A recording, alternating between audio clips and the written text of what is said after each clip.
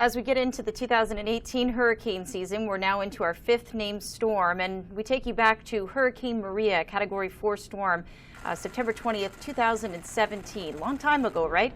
Imagine having no power since that date until yesterday.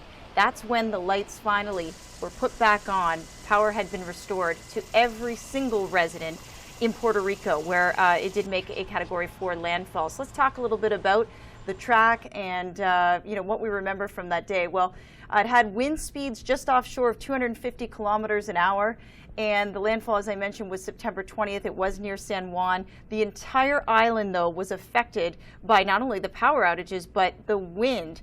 The power outages at landfall, the whole grid was completely destroyed, and they already had issues with the grid. They were already in a financially questionable state to fix a lot of what they had to fix before the hurricane. 1 month after landfall, 3 million people still without power.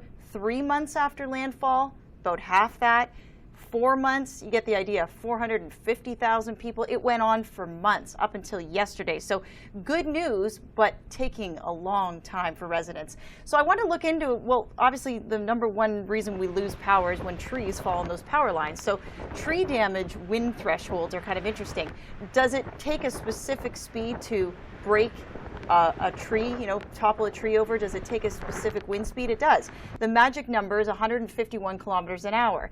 And regardless of the diameter or the height or the elastic properties of the actual tree, that's what you need. So Maria had widespread winds of at least 150 kilometers an hour. In fact, these are the actual official observations, which all these stations pretty well failed during the hurricane. But we saw as high as 190 kilometer an hour wind gusts. So that did it. It was widespread wind damage, and thank goodness the lights are back on.